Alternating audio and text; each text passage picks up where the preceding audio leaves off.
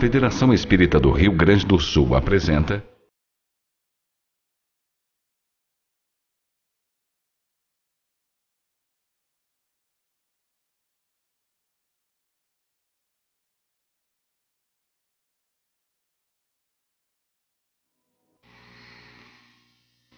Francisco Spinelli deve estar muito feliz. Aquele que foi presidente da Federação Espírita do Rio Grande do Sul e que divulgava a doutrina espírita a cavalo nos tempos onde as dificuldades eram extremamente maiores do que as nossas. Ao podermos olhar para os lados e ver aonde estamos chegando, resta-nos um sentimento profundo de gratidão aos pioneiros, aqueles que iniciaram o trabalho.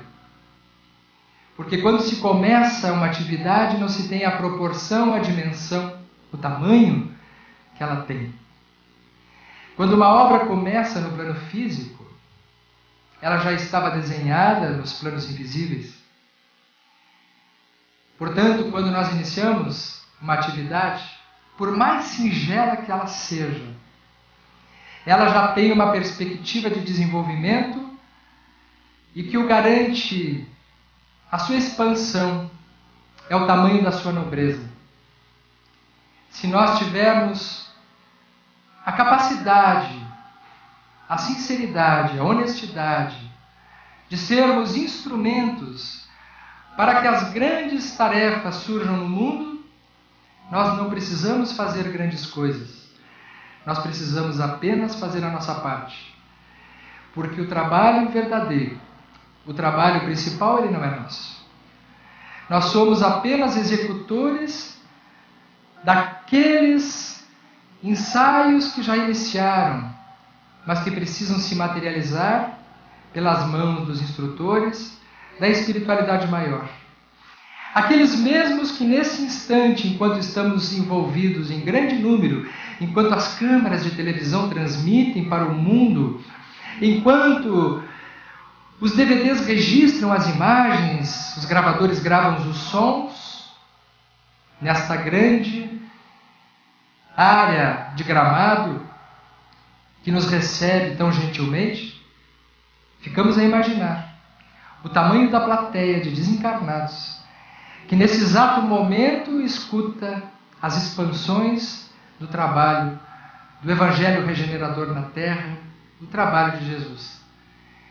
Quais serão os aparelhos que eles dispõem para alongar a mensagem promissora de uma era que já se iniciou e que estamos tendo a felicidade de sermos aqueles que estamos vivendo esse momento glorioso.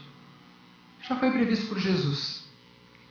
E nós estamos apenas tentando fazer uma pequena parte desse trabalho grandioso que está destinado ao nosso planeta. Bem-aventurados os pobres de espírito, porque deles é o reino dos céus. Bem-aventurados os aflitos, pois eles serão consolados.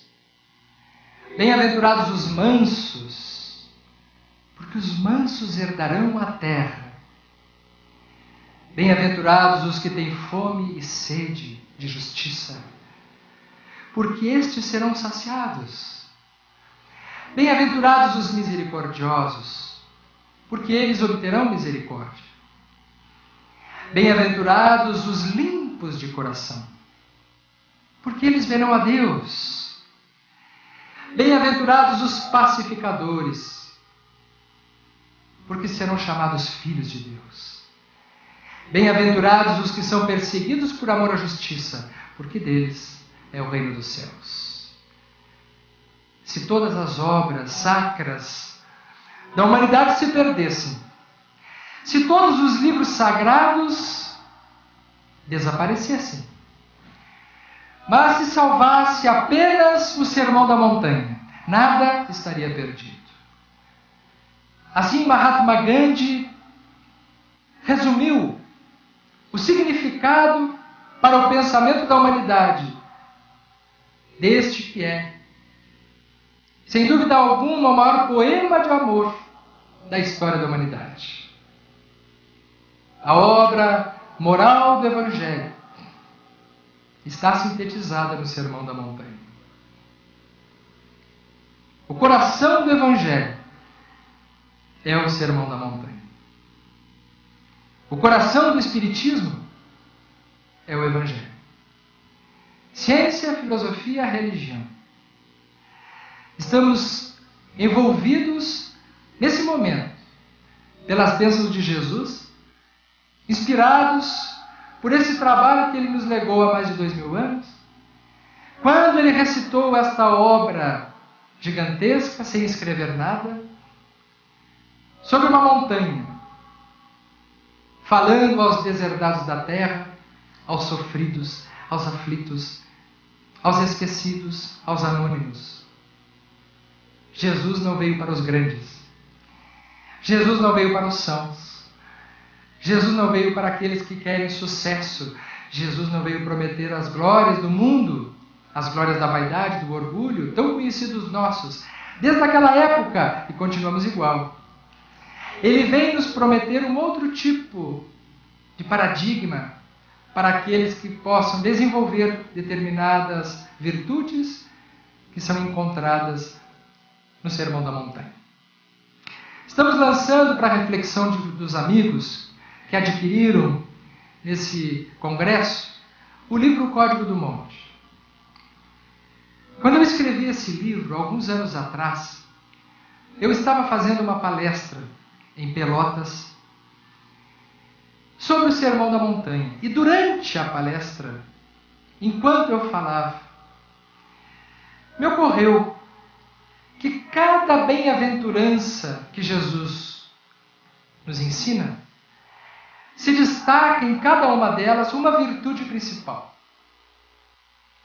E concomitantemente a esta percepção, me pareceu que estas virtudes apresentam uma certa ordem cronológica e lógica de progressão moral.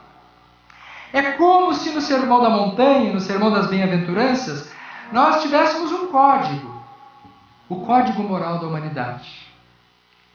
E analisando da primeira bem-aventurança, que pode estar dada como a base da montanha, nós teremos a primeira virtude, até o topo da montanha, a culminância das bem-aventuranças representando a virtude mais importante de todas, a qual reúne todas as anteriores.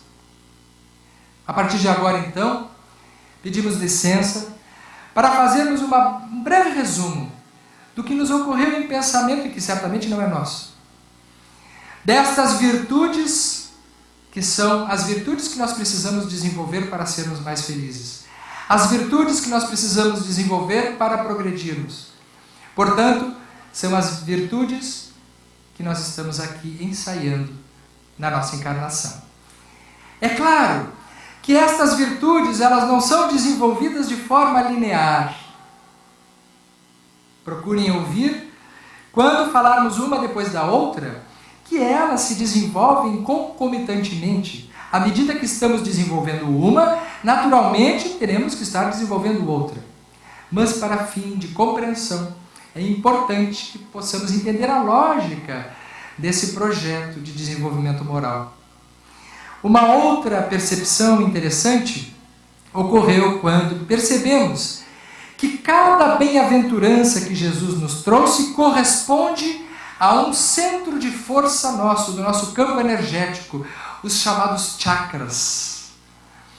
Assim como as bem-aventuranças apresentam uma ordem de ascensão, também nos parece que os chakras parecem responder por cada virtude que é desenvolvida em cada um desses planos.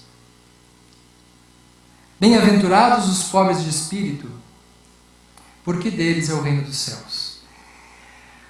Pobres de espírito, ou pobres em espírito, conforme a obra, o Novo Testamento de Haroldo Dutra, que utilizamos como texto base para referirmos a nossa obra e o nosso raciocínio, significa aquele que está desprovido de orgulho, aquele que está desprovido de pretensões. Portanto, entenda-se pobre de espírito, A primeira virtude é a humildade. A primeira e mais importante virtude que precisamos ter para escalar a montanha, sem a qual nós não saímos do lugar. Sob o ponto de vista psicológico, a humildade é a virtude mais importante para quem quer crescer. Na psicologia é uma verdade. Somente os humildes se tratam. Somente os humildes buscam ajuda. Somente os humildes vão às casas espíritas. Nem todos somos. Mas é preciso ter um quê de humildade para dizer: eu preciso aprender. Eu não sei tudo. Ou eu preciso de ajuda. E é preciso muita humildade para dizer: eu preciso me conhecer. A humildade é a virtude que antecede a coragem. Porque para nos conhecermos, nós precisamos nos conhecer naquilo que nós temos de bom e naquilo que nós temos de negativo. É, portanto, a humildade a ferramenta mestra do Evangelho de Jesus. Jesus propõe exatamente a humildade, nos parece, porque ele sabia que para aqueles indivíduos orgulhosos, aqueles da prepotência, aqueles que apresentam o falso saber, esses são como um copo cheio, que não cabe mais nada. Somente aqueles que estão abertos aos novos conhecimentos é que têm possibilidade de haver progresso. A humildade é, portanto, a virtude da humanidade, da nossa humanidade. Humildade vem de humus. Humanidade vem de humus. Humus significa terra, é a base da montanha. Portanto, a humildade é a virtude que nos liga à terra, que nos faz seres humanos, que nos faz sermos todos iguais, Sem essa de sermos alguns mais evoluídos que outros, não. Em planeta de provas e expiações, nesse momento, pouquíssimas pessoas estão em missão. A maior parte está em provas e expiações mesmo. Todos nós. Portanto, a primeira virtude que nos nivela por baixo, a da base da montanha, é a humildade, a virtude do humus, a virtude da terra. Curioso, qual é o primeiro chakra? O chakra básico, o chakra da raiz, que é o que nos liga à terra.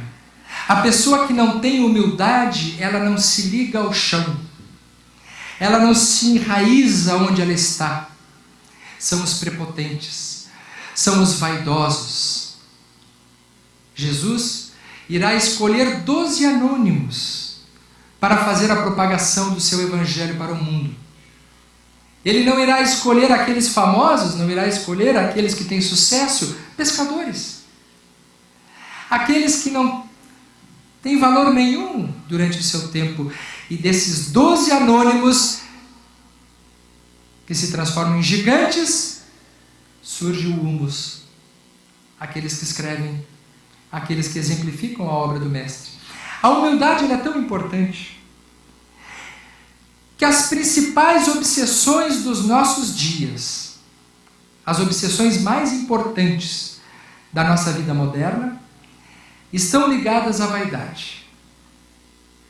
No nosso ambiente espírita, temos assistido, infelizmente, e isso é uma autocrítica, a vaidade em muitos momentos corroer pessoas que têm um grande potencial, mas que por não terem humildade acabam se envaidecendo das próprias qualidades.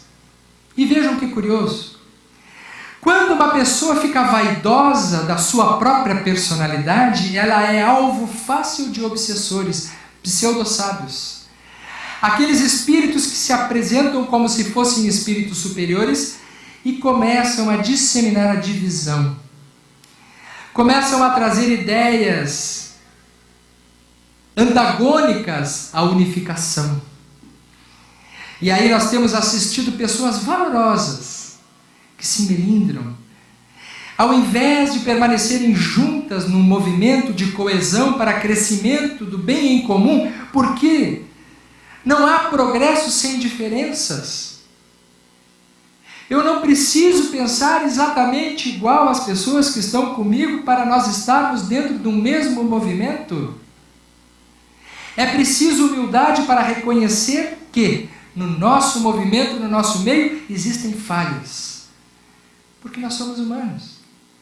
Mas nós vamos corrigir juntos essas falhas. Porque ninguém é melhor do que ninguém no planeta Terra. Ah, Jesus!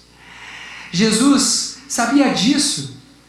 Quando ele entrava nos templos e visitava os fariseus, e veremos logo adiante que Jesus não era simplesmente uma pessoa mansa, passiva, pacífica, calma, tranquila, não. Jesus tinha uma espécie de ira também. Não a ira aquela do ódio, a ira da destruição, mas a ira da autoridade moral. Ele não deixava passar uma crítica para os orgulhosos, para os vaidosos. Jesus aceitava as prostitutas, as pessoas consideradas de má vida, aqueles que eram consideradas pessoas erradas na sociedade. Jesus não tinha problema nenhum com esses. Pelo contrário, ele convivia com esses. A ordem dos franciscanos é um segmento desta linha de comportamento de Jesus. Mas quando ele entrava num templo das autoridades, daqueles sacerdotes, fariseus hipócritas, sois como sepulcros caiados que são lindos por fora, mas podres por dentro. Ele sabia que o que nos suja por dentro é o orgulho, é a vaidade. Portanto, bem-aventurados os pobres de espírito, porque deles é o reino dos céus. Que bom que a gente possa exercitar a humildade no início de tudo, porque nessa humildade estaremos escalando, fazendo a grande escalada da montanha que nos convém subir, a montanha do progresso. Bem-aventurados os aflitos, porque serão consolados. Será que existe alguma virtude na aflição? A gente ouve muitas pessoas dizerem: a dor é uma bênção.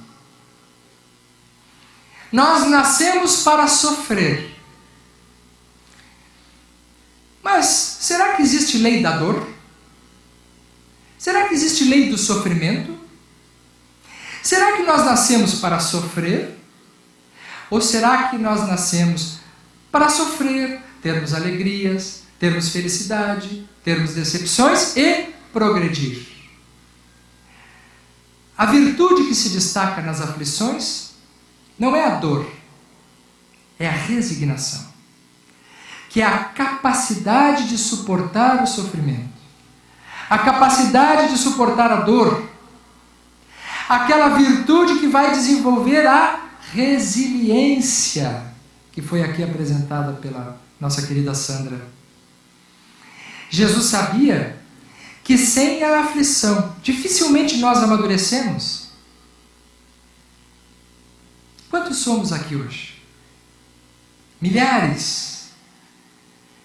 Quantos de nós veio parar aqui hoje pelo caminho da felicidade?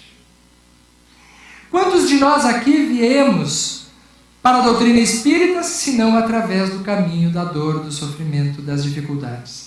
As dificuldades têm uma finalidade, um propósito, que é fazer com que a gente desperte para o que é importante na nossa vida. Então, quando Jesus diz bem-aventurados os aflitos, ele está sinalizando que na aflição nós podemos desenvolver uma virtude. E nos parece que, entre outras, a virtude da resignação é uma das principais. Pessoas que não sabem suportar dificuldades são pessoas imaturas. São exatamente as pessoas que não amadurecem, que não se desenvolvem, que vivem se queixando, que vivem procurando encontrar culpados pelos seus próprios sofrimentos. Sofrimentos?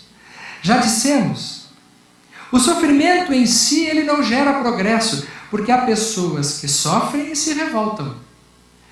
Há pessoas que passam por dores e se tornam piores. Há pessoas que sofrem e se vingam, planejam vingança. Então o sofrimento em si não traz progresso. O que traz progresso é o que nós fazemos com o sofrimento. Se nós, diante das nossas dores, das nossas aflições, nós nos revoltarmos, nós nos desesperarmos, nós nos enraivecermos, nós não progredimos. Só existe um tipo de aflição resignação não é o passo que nós temos que dar, que é aquela aflição que nós causamos, aquela aflição que nós temos alguma coisa que fazer com ela, que está nas nossas mãos resolver. Se eu estiver passando dificuldades por falta de disposição para o trabalho, eu não posso culpar a vida de que eu não tenho salário no final do mês. É necessidade minha trabalhar para conquistar o meu salário. É minha responsabilidade. Portanto, resignação não é sinônimo de acomodação. É diferente de passividade. A resignação é uma virtude ativa. Em que então nós precisamos nos resignar diante das dores inevitáveis? Uma perda, uma doença incurável, uma situação que não depende de nós, acontecimentos difíceis que não estão mais nas nossas mãos fazer alguma coisa por eles. A virtude mestra, a resignação. Ela tem um caráter estruturante e ela necessita ser acompanhada da humildade. Só se resigna quem é humilde. Por isso falamos que cada virtude precisa ser acompanhada da virtude anterior. Os indivíduos orgulhosos não se resignam. Por que comigo? Eu não merecia isso?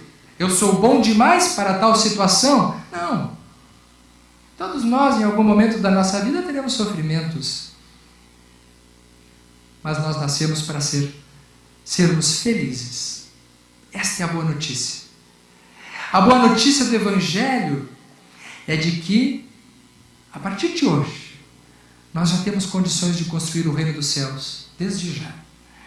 O reino dos céus não é para depois da morte. O reino dos céus é para desde já. Porque ele se constrói dentro de nós. O reino de Deus está dentro de vós, disse Jesus. E se ele está dentro de nós, ele não é temporal nem espacial. Ele é subjetivo.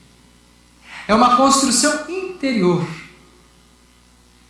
Então ele virá nos dizer: bem-aventurados os mansos, pois os mansos herdarão a terra.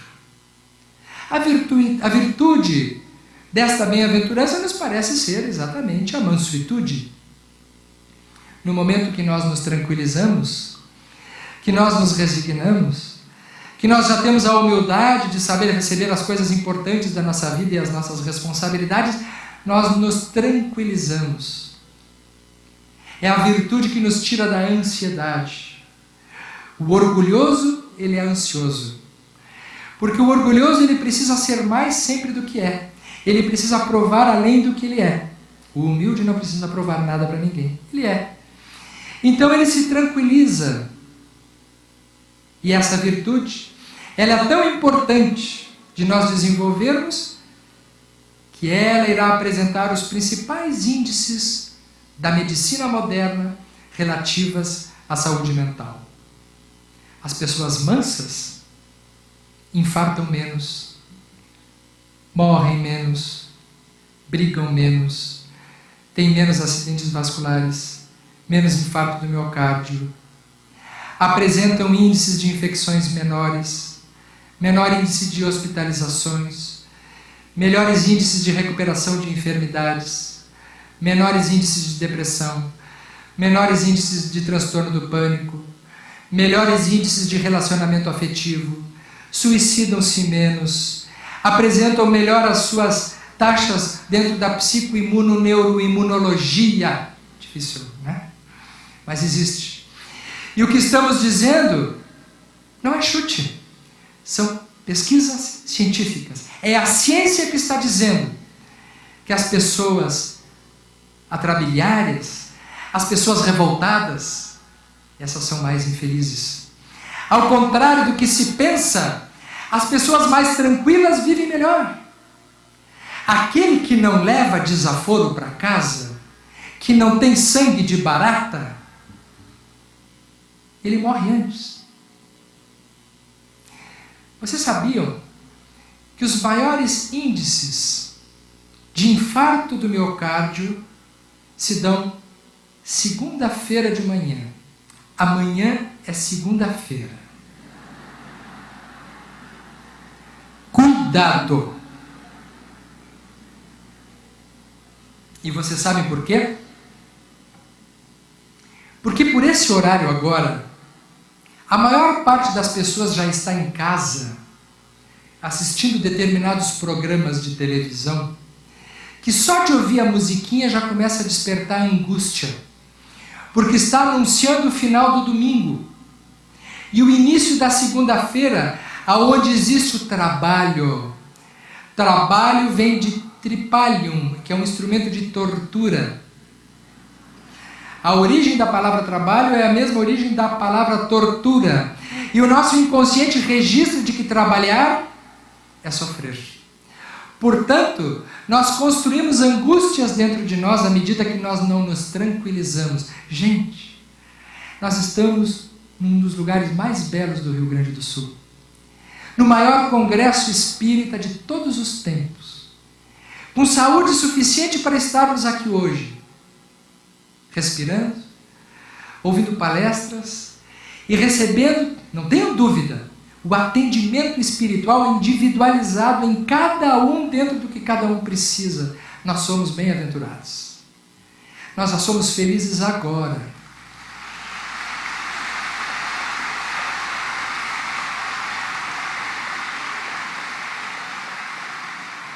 Então, quando Jesus diz bem-aventurados os mansos, ele está falando de medicina. Ele está falando de psiquiatria. Ele está falando de psicologia moderna. O Sermão da Montanha não é para 2000 anos atrás, é para os dias de hoje. Isso é o encantador do Evangelho. O Evangelho dá para pegar e usar agora. Agora. Vocês estão aqui agora? Ou o pensamento já está em outro lugar? A maior parte das pessoas não estão no lugar onde estão.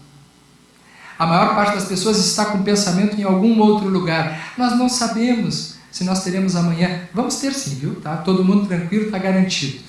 Mas nós precisamos viver o nosso hoje. Bem-aventurados os mansos, são aqueles que se tranquilizam. Segundo chakra, chakra umbilical. É o chakra responsável por várias funções, dentre as quais a área emocional e a área da sexualidade. Quando nós nos desarmonizamos desta área, nós nos desarmonizamos em níveis que nos geram ansiedade. Estamos subindo. E vamos chegar agora quase na metade da montanha, quando ele nos diz: bem-aventurados os que têm fome e sede de justiça, pois eles serão saciados. Mas ele pede, antes de entrarmos no chakra da fome, no chakra gástrico, no que tem fome e sede, que não é só de matéria, mas de espiritualidade, ele nos lembra que os mansos herdarão a terra. Será? Quantas pessoas duvidam desta máxima? Estamos passando para o período da regeneração do planeta. Estamos na transição. E a doutrina espírita reafirma aquilo que Jesus afirmou: os mansos herdarão a terra. Aqui permanecerão as pessoas mais tranquilas. Quanta gente duvida disso, né? Basta olharmos para o lado e vermos, mas como?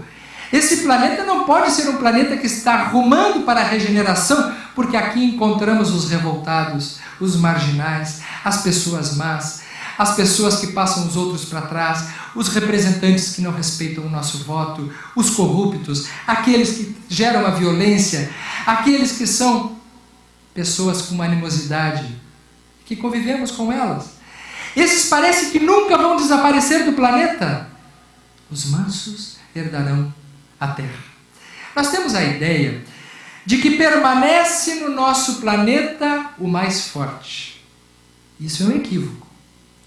Porque a ciência já demonstrou que quem permanece no ecossistema não são os mais fortes, são os mais competentes, são os mais aptos, são aqueles que têm condições de se adaptar à ecologia do planeta. Se permanecessem no planeta os indivíduos, os seres mais brutos, mais violentos, nós não estaríamos aqui hoje. Quem estaria aqui hoje seriam os dinossauros. Porque há milhões de anos, as espécies bárbaras eram os dinossauros. Quem passasse pelo planeta Terra e pensasse, vai viver um tipo de espécie, o ser humano, alguém olharia para um dinossauro e disse, não, eles serão devorados pelos dinossauros.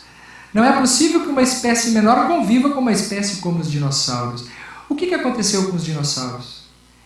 Eles desapareceram. Por quê? Porque bastou um movimento ecológico de congelamento do planeta para que as espécies brutalizadas não pudessem mais permanecer aqui. E permaneceram espécies mais adaptáveis à ecologia do planeta. Assim como há mais de 60 milhões de anos desapareceram os dinossauros, segundo o André Trigueiro, que vocês ouviram aqui, nós estamos vivendo uma época muito semelhante àquela, sob o ponto de vista da ecologia. Já não mais sob o ponto de vista da espécie, mas sob o ponto de vista da energia, do tipo vibratório do planeta, assim como os dinossauros desapareceram naquela época, os dinossauros humanos desaparecerão também. Vocês conhecem algum dinossauro? Existem dinossauros encarnados, dinossauros no trânsito, dinossauros na família, dinossauros na política e até mesmo dinossauro nos nossos movimentos religiosos. Eu é que sei, eu é que sou importante. A pessoa que não passa o bastão nas diretorias, a pessoa que não transita a humildade na convivência, terão que desaparecer, porque os mansos herdarão a terra. Os mansos herdarão o seu próprio território. Herdar a terra significa herdar a si mesmo. Ter o comando das próprias emoções.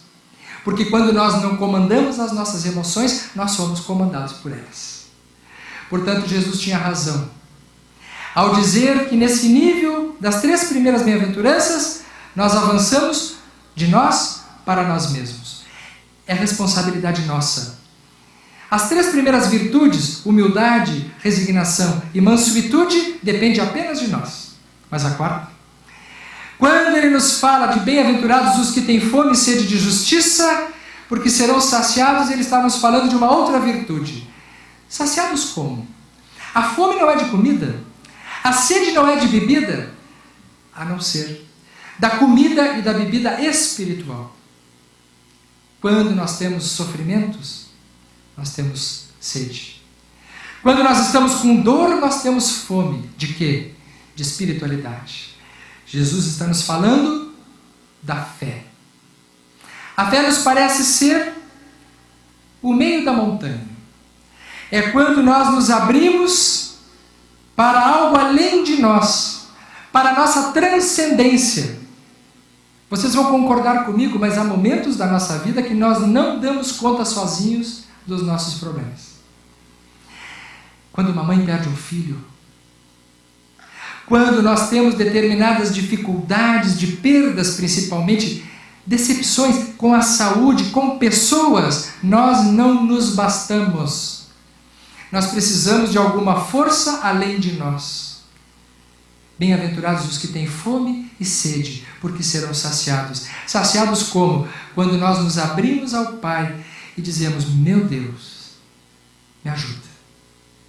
Meu Deus, eu sozinho eu não consigo fazer tudo. É preciso muita humildade para pedir ajuda. Quando a gente pede ajuda, nós estamos provando a nossa humanidade. Trabalhadores espíritas, não precisamos ter vergonha nenhuma quando precisarmos receber um passe, passar por um atendimento espiritual. Temos visto pessoas se criticando dentro do nosso próprio movimento porque não estão bem. Todos nós temos o direito de um dia não estarmos bem. Todos nós temos o direito um dia de errarmos. Todos nós um dia temos problemas de saúde, de depressão, de ansiedade. São problemas dos seres humanos. Nós somos iguais no humus. Nós somos iguais na nossa essência como seres humanos. Portanto, bem-aventurados os que têm fome e sede significa a nossa pequenez, a consciência da nossa limitação, da nossa finitude. Meu Deus! E nesse momento da montanha, nós abrimos os braços para algo além de nós. É o nosso relacionamento com Deus. Quando nós saímos dos níveis inferiores e começamos a entrar nos níveis superiores. Nos níveis superiores da consciência. É quando já estamos no meio da montanha e já começamos a enxergar o céu. Já não somos mais apenas nós, mas já somos principalmente aqueles que estão junto conosco, nos ensinando a continuar.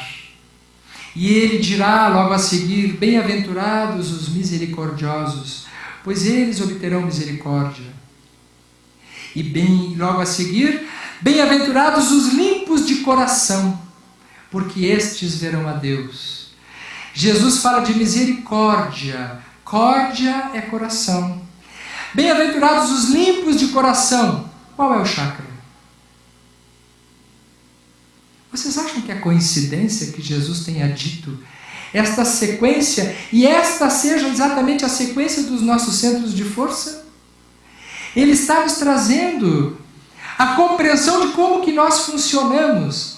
Nós nos abrimos para Deus, na misericórdia nós nos abrimos ao nosso próximo. Ao nos abrirmos ao nosso próximo, nós nos abrimos à miséria alheia, daquele que nos agride. Misericórdia é aquele que tem compaixão da miséria alheia. Então ele instituiu o perdão. Perdoa. Perdoa não 7 vezes, mas 70 vezes 7 vezes.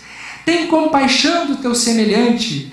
E pela primeira vez na história, alguém inaugura a fase da religião aonde existe o outro.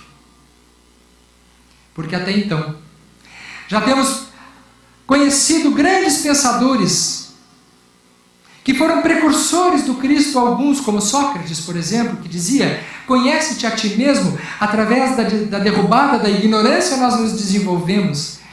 E ele nos dá a cartografia da razão. Ele nos ensina que através da razão nós vamos substituir os nossos passos pequenos da ignorância pelas luzes do conhecimento e pelo conhecimento de nós mesmos. Mas ele irá também nos mostrar, através do progresso das suas leis, das suas obras e dos seus ensinamentos, que assim como Cristo, ele também nada escreveu, foi escrito a sua obra através de Platão, que é preciso esse encontro conosco mesmo para desenvolvermos potenciais de saber. E ele então dizia: eu só sei que nada sei. Mas é um trabalho individual. Sócrates apresenta uma cartografia de trabalho individual, de trabalho pessoal, de desenvolvimento interior. É eu comigo. No Oriente nascerá o Buda, que nos ensinará o caminho do meio. E ele dirá que nós temos que desenvolver uma vida de desapego, não nos prendermos às coisas temporais que nos fazem sofrer. Nos ensinou a nos libertarmos dos nossos sofrimentos, nem chorar demais, nem sorrir demais. O caminho do meio, o caminho do equilíbrio, é a flor de lótus que sai da água, que vive no meio da água, mas que não se deixa tocar mais pela água. Ele então nos traz a experiência da compaixão, a compaixão pelos outros, a compaixão pelos animais, a mais bela das virtudes humanas, a maior das virtudes humanas. A maior das virtudes que nós podemos ter como seres humanos é a compaixão. Então o Buda nos ensina também um trabalho pessoal, interior, da meditação, do esvaziamento da consciência. Mas Jesus nos trará alguma coisa a mais. Ele diz assim: tudo isso é muito bom, mas a nossa competência, ela só é testada quando nós estamos misturados uns com os outros. Vós sois o fermento que deveis levedar a massa. Não basta ficar só meditando, não basta ficar só se conhecendo, é preciso se envolver com o outro. Nós só nos desenvolvemos na medida que nós nos envolvemos. Só se desenvolve quem se envolve. E Jesus sabia disso. É por isso que Jesus era encontrado várias vezes almoçando junto com pessoas, as mais comuns. Determinadas passagens do Evangelho chegam a dizer que ele comia e bebia como uma pessoa qualquer. E ele chega a dizer que não é o que entra pela boca que macula o homem, mas o que sai da boca. Ele não perdia nenhuma dessas oportunidades para ensinar aos outros. Sim, descer, viver no mundo, estarmos envolvidos uns com os outros, estarmos no coletivo, mas não sermos exatamente iguais aos outros. Sermos pessoas melhores, sermos pessoas que possamos desenvolver virtudes. Porque quando assim o fizermos, nós nos limpamos por dentro. E à medida que nós nos limpamos por dentro, bem-aventurados os limpos de coração, porque eles verão a Deus. A limpeza de coração tem a ver com esse chakra, o chakra laríngeo. Porque a virtude da limpeza de coração é a espontaneidade. Assistimos agora há pouco as crianças. E não há nada que nos emocione mais do que crianças. Por que nós nos emocionamos com as crianças? Porque todos nós já fomos crianças. E todos nós temos saudade de nós mesmos. Nós temos uma saudade de nós. Vocês não têm? De quando a gente convivia como criança sem a preocupação de qual era o sexo, a raça, a religião, de que classe social era, qual era o sobrenome, de que cidade era. A espontaneidade da criança é o tesouro do Evangelho de Jesus. Quando ele fala da limpeza do coração, ele está falando do resgate desta pureza em nós. Então trouxeram-lhe criancinhas, para que impusesse as mãos e orasse. Mas os discípulos repreenderam eles. E o que ele disse? Deixai vir a mim as criancinhas, porque o reino dos céus é para aqueles que se lhes assemelham. Ele não disse que o reino dos céus era para as crianças, mas para aqueles que se lhes assemelham. Aqueles que são crianças, que são limpas. Quando nós passarmos uns pelos outros ao final do congresso, vamos limpar o nosso coração. Vamos treinar o sorriso. Vamos chamar a criança de dentro de nós. Essa é a única forma de nós sermos felizes. Se nós continuarmos neuróticos no dia a dia, desconfiados uns dos outros, nós seremos infelizes. Se o que acontecer com o outro na nossa volta não nos dizer respeito, nós seremos doentes. Na ecologia dos sentimentos, nós precisamos nos importar uns com os outros. Precisamos resgatar a limpeza do coração como uma forma urgente de confiar uns nos outros. Nós somos confiáveis. Nós podemos confiar nas pessoas. Todos nós um dia confiamos. Vocês não se lembram? Quando eram pequenos, eu estou com meus filhos aqui. E eu me lembro ainda agora, de pouco tempo do João Pedro, quando pequenininho ainda. Ele já está com 13 anos e ele ainda continua pequenininho, vai ser sempre o meu pequenininho. Mas ele era o pequenininho daquele que quando me dava a mão para atravessar a rua, ele não precisava olhar para o lado para ver se vem um carro. Ele confiava no pai. E ele confia. Ele atravessava a rua sem olhar, porque ele estava com a mão do pai. O pai olha por mim. Todos nós nascemos confiando. Todos nós um dia emprestamos a confiança a alguém. A nossa vocação natural é confiar e não desconfiar. Quando foi que nós aprendemos a desconfiar? Quem foi que nos enganou? Quando foi que nos mentiram pela primeira vez? Talvez o nosso pai, talvez a nossa mãe, talvez aqueles que deveriam cuidar de nós que nos enganaram, lá, gente, quando éramos crianças ainda. Aprendemos a mentira de que o ser humano era capaz de enganar. O ser humano ele é capaz de enganar. Não é mensagem de ingenuidade, de sairmos acreditando em todo mundo. Não é isso. A pureza de coração diz ter a crítica do adulto, mas ter a simplicidade da criança no movimento de confiança, o movimento inicial. É tão interessante. Quando nós viajamos em palestras para o exterior, principalmente em alguns países considerados desenvolvidos, aonde a impessoalidade vigora, a impessoalidade reina. Me chocou muito quando em um país da Europa, nós estávamos caminhando entre dois colegas médicos fazendo palestras, e veio um senhor de bicicleta e trancou no pneu da frente a roda, e ele voou e caiu de rosto no chão. Sangrou o rosto, a pasta dele caiu no chão. Imediatamente, nós, colegas, médicos, espíritas, fomos até ele. Um pegou a bicicleta, levantou, outro levantou o rosto dele, outro pegou a pasta, e ele achou que era um assalto. Tá certo que nós somos brasileiros, mas a gente sabe fazer outras coisas também, né?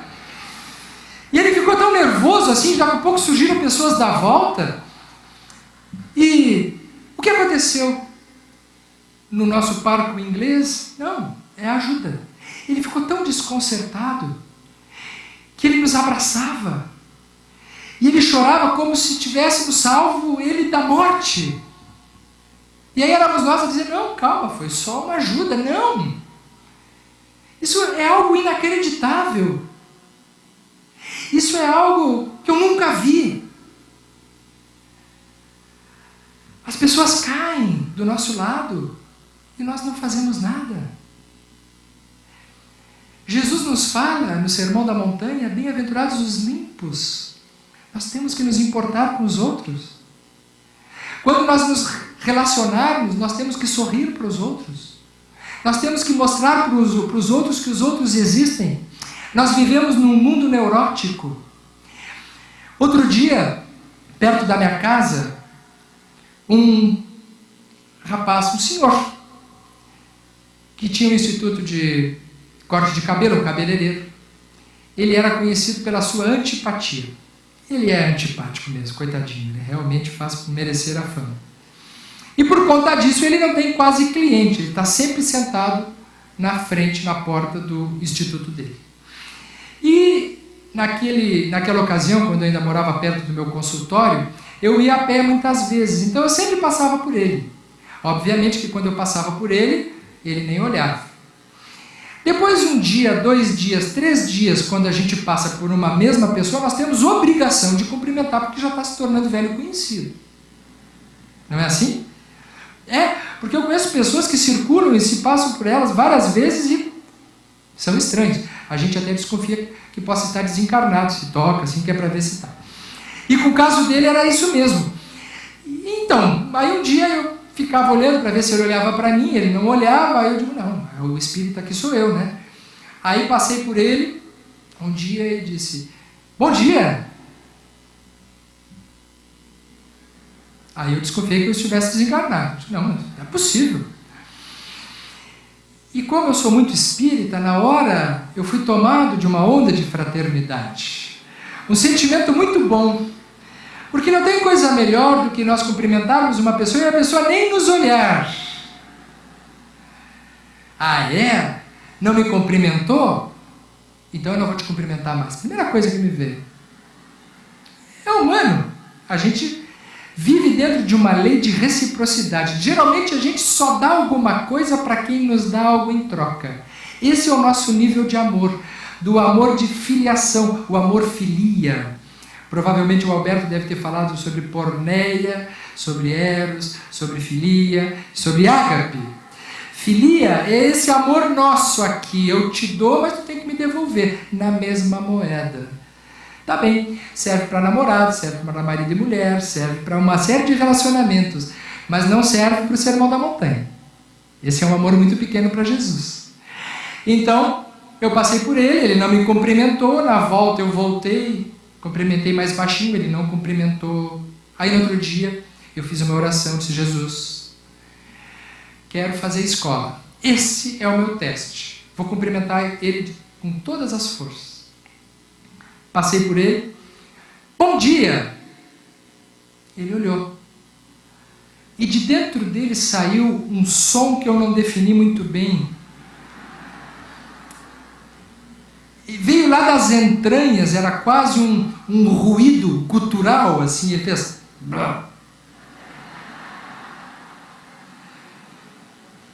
Eu entendi que foi o máximo que ele conseguiu fazer. Aquilo era o cumprimento dele, era a ofilia dele. Cada vez que eu passava por ele, ele dava uma rosnada. Bom dia, boa tarde. Mas o mais interessante que eu percebi foi o seguinte: quando eu dobrava a esquina e ia na direção, ele já ficava me olhando e esperando que eu cumprimentasse ele. Veja que interessante. Ele ficava olhando, quando eu chegava perto eu cumprimentava. Bom dia, ele. E ficou nisso, não foi mais adiante. Ele não conseguiu ir além disso aí. Depois é óbvio que a gente acaba sabendo. Como psiquiatra, eu vou contar um segredo para vocês. A maior parte das pessoas que são mal-humoradas, que são antipáticas, elas não são assim porque são más. Elas são assim porque sofreram rejeição na infância. São assim porque aprenderam a se defender do mundo. O mundo das pessoas que elas confiavam. Aquelas pessoas que elas sorriram um dia lhe decepcionou. E elas então aprenderam a ser brabas, a serem ferozes, a serem antipáticas, como uma maneira de dizer: não te mete comigo. É como se fosse uma casca de proteção. Ela não tem nada contra nós. Então, a maior parte de nós seguimos o modelo da antipatia. Seguimos o modelo do distanciamento, do esfriamento das emoções. Bem-aventurados os limpos, que venham a mim as crianças. Ele nos convida a sermos crianças de novo. Chico Xavier.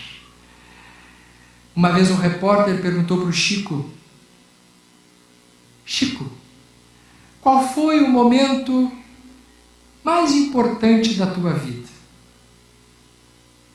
O que será que nós teríamos respondido para o repórter, né?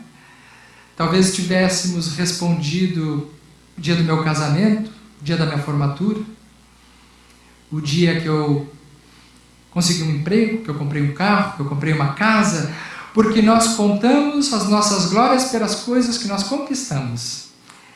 Você sabe o que Chico Xavier respondeu para esse repórter? Ele pensou um pouco e disse: eu ouvi essa história do Divaldo Franco. O dia mais importante da minha vida foi um dia que eu saí de casa atrasado, próximo do horário que o banco ia fechar, porque eu tinha uma conta para pagar. Então eu subi no ônibus, eu fui subir no ônibus, que era o último ônibus que dava para pegar antes do banco fechar. Porque depois eu já não poderia pagar mais aquela conta. Quando eu fui subir no ônibus, uma criança me chamou. Olhou-me nos meus olhos a sorrir. E disse: Chico, Chico, espere. Ele naquele momento ele ficou em dúvida. Porque se ele esperasse, ele perdia o ônibus e perdia a conta. Mas se ele subisse no ônibus, ele decepcionava uma criança. Aquela criança correndo passou por um jardim onde havia flores e colheu uma flor no jardim de Deus, que é o mundo, e disse: seu Chico, recebe essa flor, porque eu amo tanto o Senhor é uma pessoa tão boa. Eu não tenho nada. O que eu tenho é essa flor, em nome do meu amor. E Chico disse: esse foi o dia mais feliz da minha vida. Nós contamos os dias gloriosos na nossa vida pelas conquistas humanas. Chico Xavier computava as conquistas pela ternura. Computava as suas glórias pelo coração. Bem-aventurados os limpos.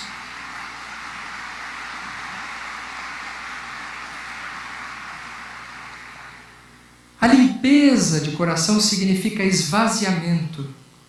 Nós precisamos esvaziar os nossos sentimentos das coisas velhas. Assim como nós precisamos esvaziar os nossos armários agora na primavera das roupas de inverno que nós não vamos usar no inverno que vem.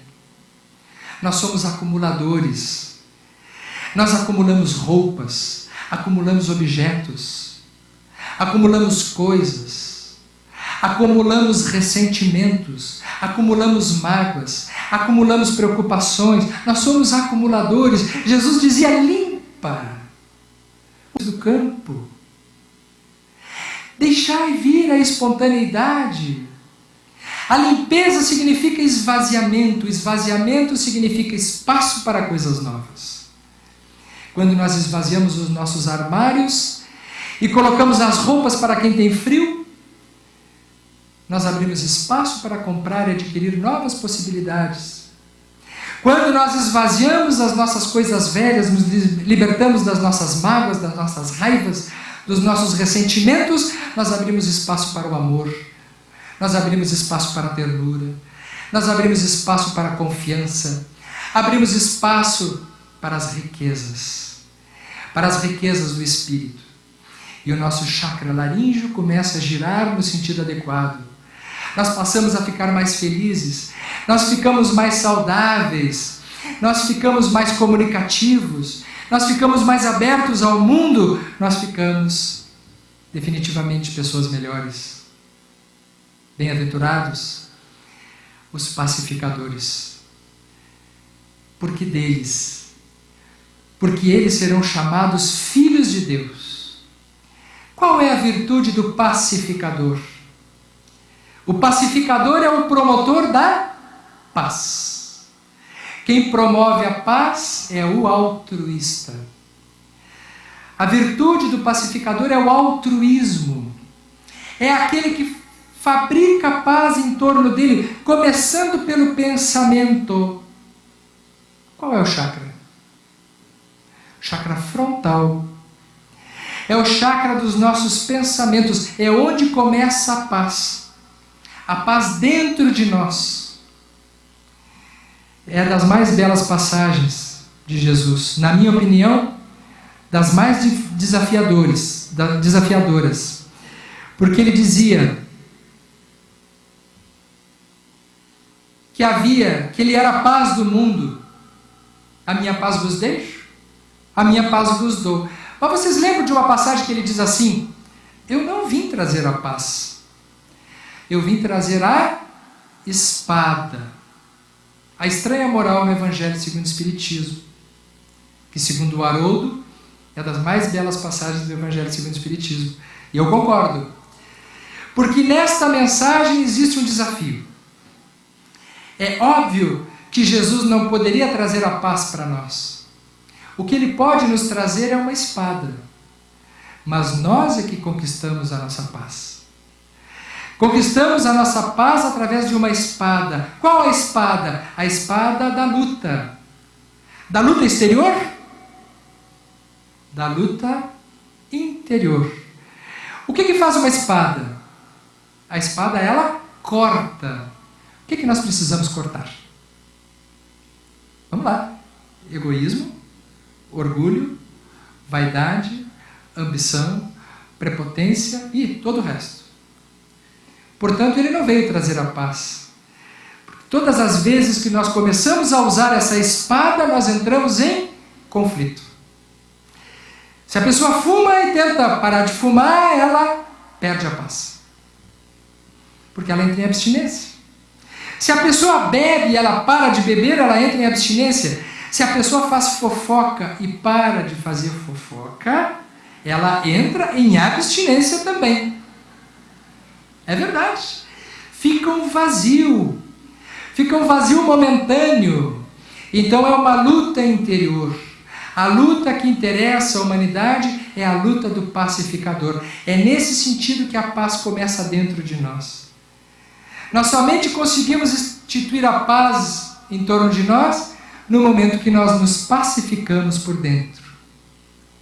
Quando houver 5 ou mais dentro de uma casa, 2 estarão contra 3 e 3 contra 2.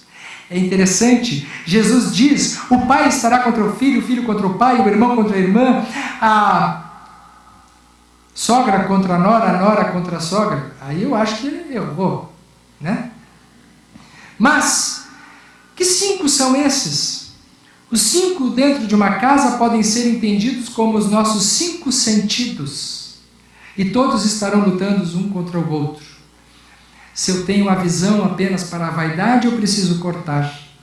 Eu preciso cortar a sensualidade, eu preciso cortar a superficialidade. Eu preciso cortar para o lado errado das coisas que eu olho para o mundo. Se eu uso a minha audição nos 5 da minha casa, dos 5 sentidos, eu preciso cortar a fofoca, a maledicência. Eu preciso cortar a escuta indevida.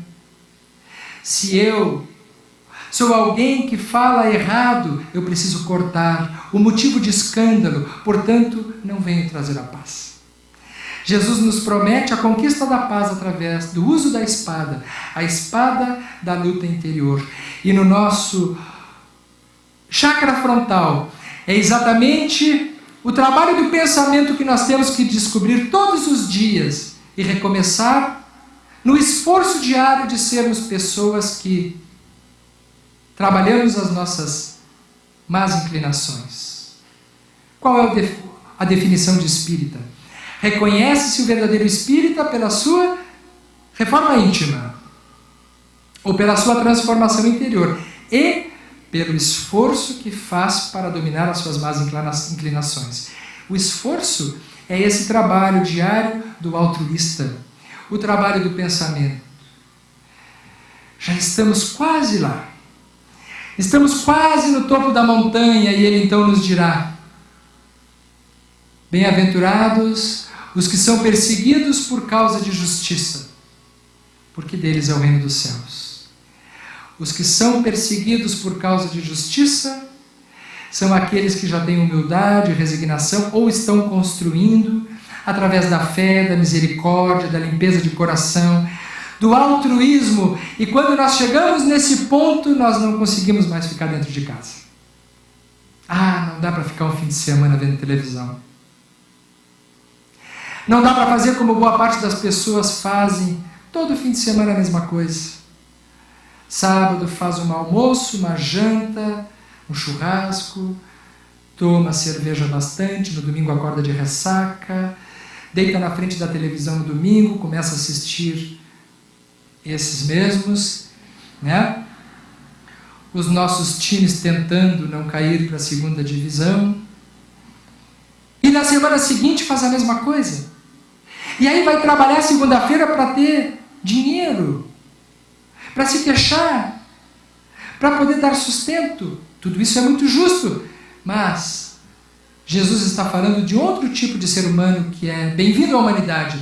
Daqueles que são perseguidos por causa de justiça, que são aqueles que desenvolvem a caridade. Nós dissemos que a mais bela das virtudes humanas é a compaixão. E por que não a caridade? Porque entendemos que a caridade é uma virtude que vai além da humanidade. Quando nós fazemos caridade, nós somos mais do que nós mesmos. Nós não somos mais apenas nós mesmos. Todas as vezes que nós agimos na direção do nosso irmão de forma ágape, de forma despretensiosa, já não somos nós. É o Cristo que vive em nós. Qual é o chakra que permite que o Cristo viva em nós? O chakra coronário. Estamos no topo da montanha. Estamos no exercício da caridade, do amor incondicional, pois tive fome e me destes de comer. Tive sede e me destes de beber. Eu era estrangeiro e me acolhestes. Não tinha roupas e me agasalhastes. Mas, mestre, quando foi que te demos de comer? Quando foi que te demos de beber? Quando foi que te agasalhamos? Todas as vezes que acolhestes ao menor dos meus pequeninos. Todas as vezes que alimentastes aqueles que tinham fome. Não foi a ele que fizestes, foi a mim. Jesus nos fala através disso de que quando agimos na caridade, ele está lá. Nós ficamos nos perguntando quando é que nós vamos encontrar com Jesus e achamos que é só quando nós desencarnarmos. Não. O encontro com Jesus se dá todas as vezes que nós, no anonimato, agimos na direção daqueles que são os deserdados da sorte. Daqueles que são o alvo da sua obra, daqueles pelos quais Jesus veio ensinar o Sermão da Montanha. Alguns anos atrás, quando a minha irmã Heloína Lopes lançou junto com a Gladys o projeto Conte Mais para o Rio Grande do Sul, parecia que ela estava lançando um trabalho secundário. Parecia um trabalho que iria alcançar um público menos exigente. Embora a Federação Espírita do Rio Grande do Sul tivesse feito um trabalho de 50 anos de reunião de obras escondidas. Estas obras hoje já chegaram aos corações das crianças. E essas crianças estão com as sementes do Evangelho dentro delas. É o trabalho da caridade.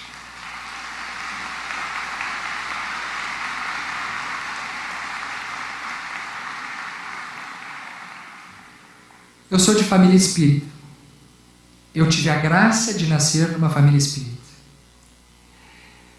Tive a graça de frequentar a evangelização da infância na minha cidade natal, na minha querida Bagé.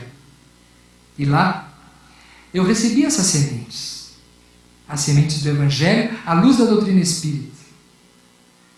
Aqueles evangelizadores que disseminaram essas sementes não tinham esta intenção de que um dia pudessem estar ajudando alguém a ser palestrante num congresso em Gramado. Eles não pensaram nisso. Mas alguém pensou. De tal forma que os instrumentos da obra divina são os trabalhadores que Jesus precisa que façam a sua obra, o seu trabalho de maneira despretensiosa.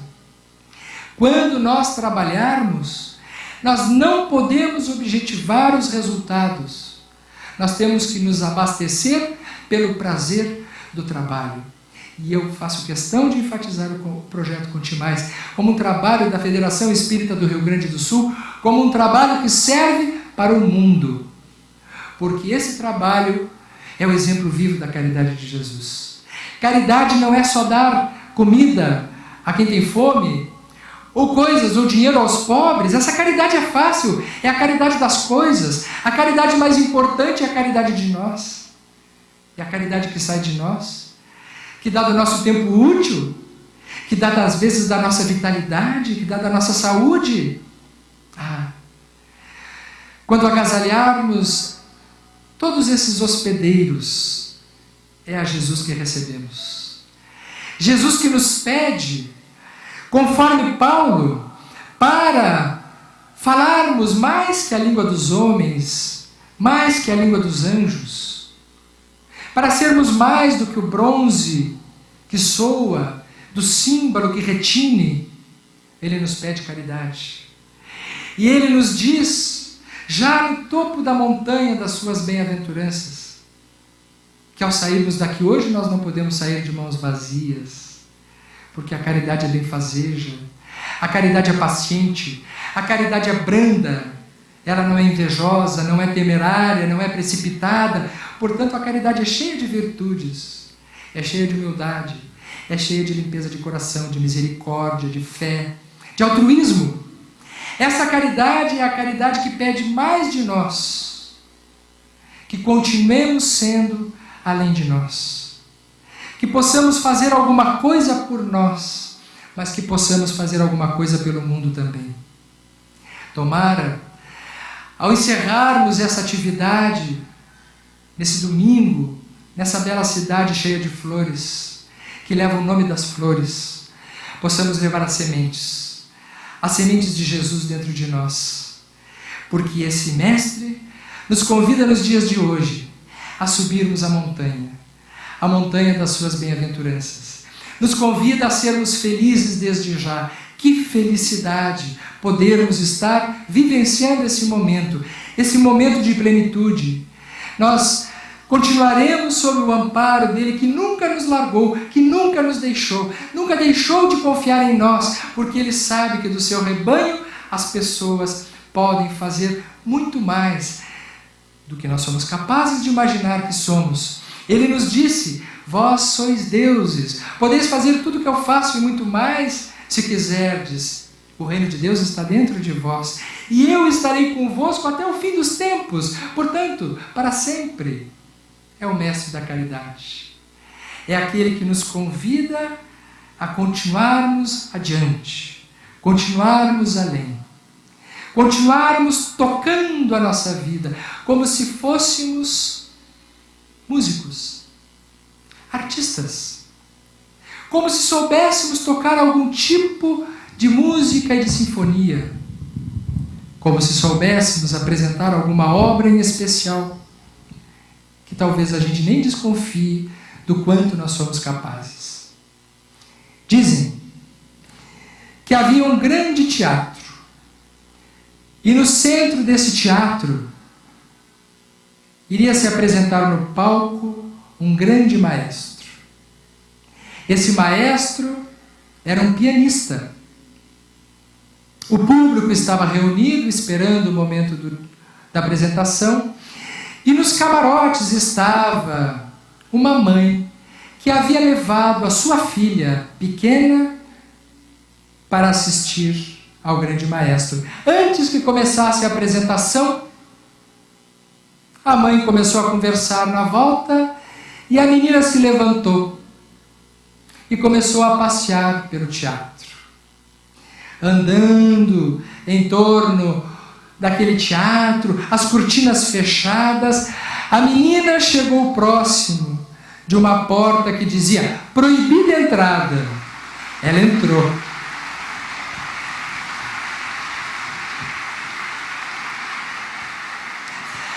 Havia uma cortina e a menina se sentou a um piano de cauda, despretensiosamente.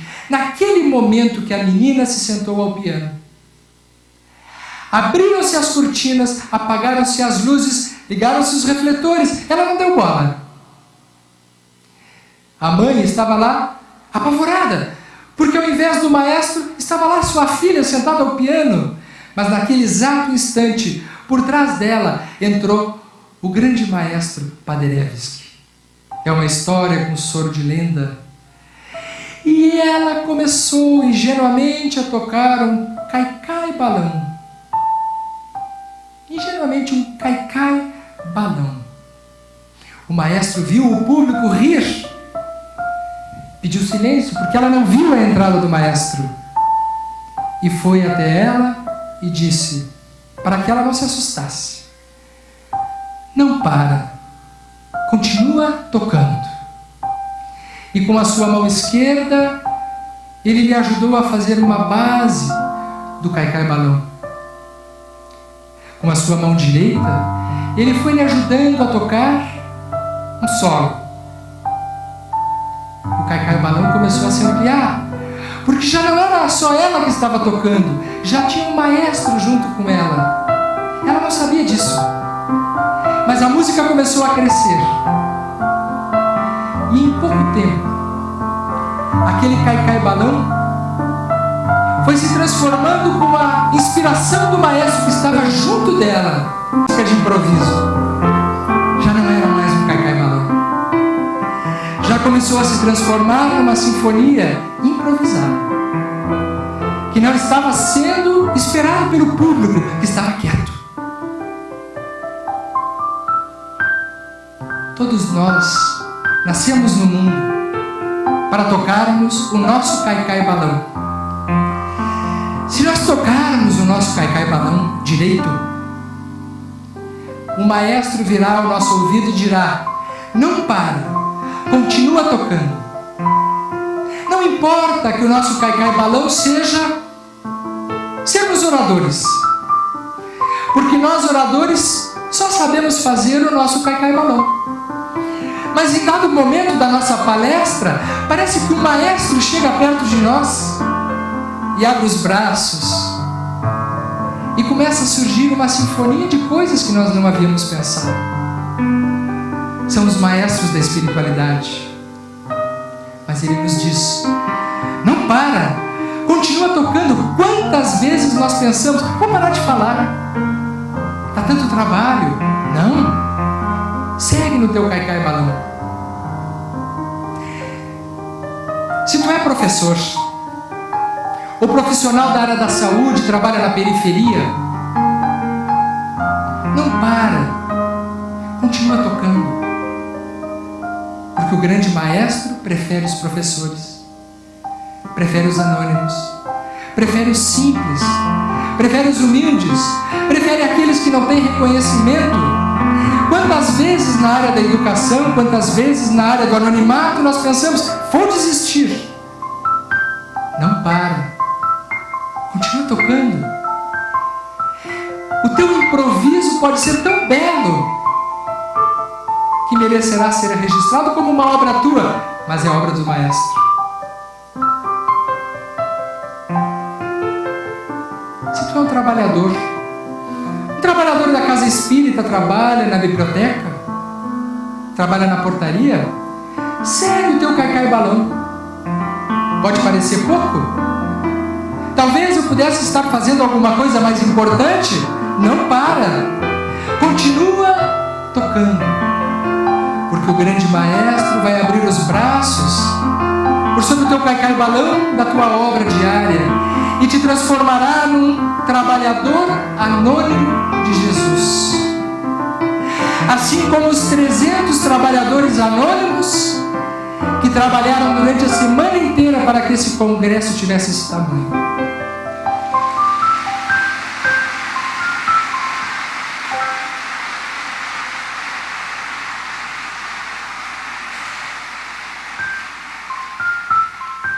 Esses aplausos são para eles, porque os aplausos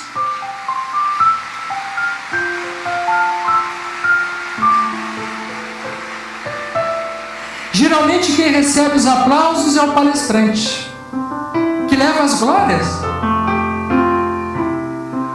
Os maestros não preferem aqueles que aparecem. O grande maestro trabalha com os simples, ele prefere os humildes. Ele prefere vocês. Foi Ele que nos ensinou que nós temos que trabalhar a simplicidade. Agora, Ele veio nos dizer essa dúvida de se eu devo continuar ou não, é uma dúvida que não cabe nesse momento da humanidade. Nós precisamos continuar fazendo as coisas que nós estamos fazendo de bom. Não para. Continua tocando. As sinfonias surgirão, a regeneração virá, o Evangelho estará no mundo e nos corações. Talvez, eu não sei vocês, mas provavelmente ao encerrarmos esse evento, muitos de vocês hoje possam ter vindo aqui pensando em sair com alguma mensagem, alguma frase. O que eu levo de Gramado agora? De tudo que eu ouvi. Parece que eu estou ouvindo ele dizer aqui do lado. Não para. Continua tocando.